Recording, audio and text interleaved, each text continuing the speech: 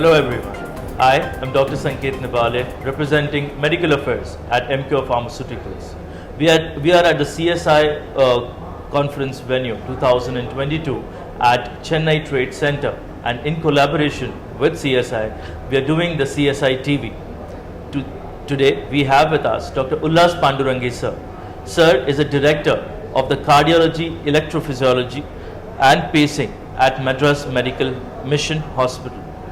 Sir has done a humongous research on atrial fibrillation, and I'm sure in this journey he would have understood and collaborated with so many associations and physicians to understand the placement and the newer context in the management of atrial fibrillation.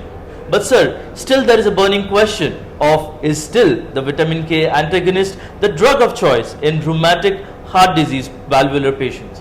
What was your message that you delivered today, sir? Over to you. Thank you, Saket. It's a privilege to be always interacting with you. Yes, indeed, rheumatic heart disease is a big problem in the lower income and middle income countries like ours. And when rheumatic heart disease is compounded by atrial fibrillation, it inflicts a higher risk of morbidity and mortality, basically because of stroke and systemic embolism. And so far, vitamin K antagonists, which are warfarin and acetylcholine, have been the main drugs or the cornerstones of therapy. But then they have a problem, and that problem is not insignificant. When a patient is on warfarin or on an acetylcholine, patient has to be more disciplined because there is going to be dietary interactions with the drug effect, and if he's taking multiple drugs, there can be drug to drug interactions. And most importantly, the effect of the drug has to be monitored on a regular basis.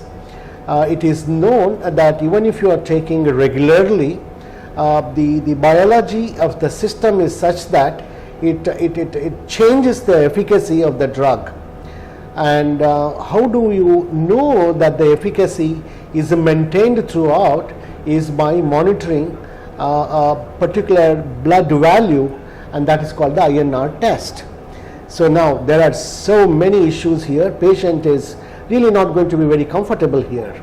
He has to be compliant, he has to be undergoing the tests on a regular basis, and it is not a non-serious issue if he is not monitoring the INR, because if the INR is lower, there is an increasing risk of the stroke, and if it is on the higher, there is an increasing risk of the bleeding.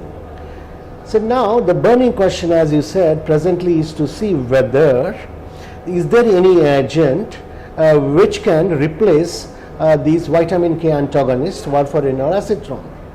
There has been a growing interest in bringing in newer molecules which act on a different level. Their mechanism of action to prevent the stroke is different. They are called direct thrombin inhibitors, factor Xa inhibitors, and so forth. Now, specifically in a rheumatic heart disease patients, if there are certain types of a valvular regurgitation, the newer molecules could be used. But one particular group which was so far excluded from major trials was the severe mitral stenosis patients, and those patients who have had metallic prosthetic valves.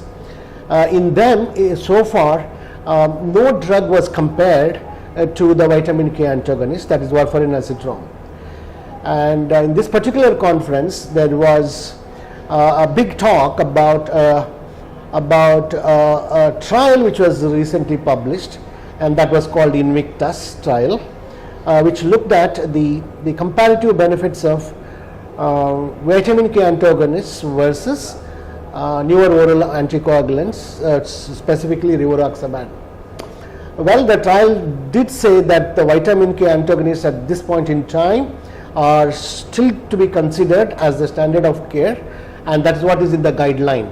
But the Invictus trial also brought out certain limitations of the VKA, and it has helped the investigators to pursue and to design a particular study again to check if the DOACs or the direct oral anticoagulants or the newer oral anticoagulants, what they call, if they are going to be shown non-inferior to warfarin azithromycin, that is the big thing which can happen to the practicing cardiologist, because the patients are going to be very comfortable with it. So that is the quest to find out which is an alternative agent for warfarin or azithromycin. So that was the take-home message of the discussion today.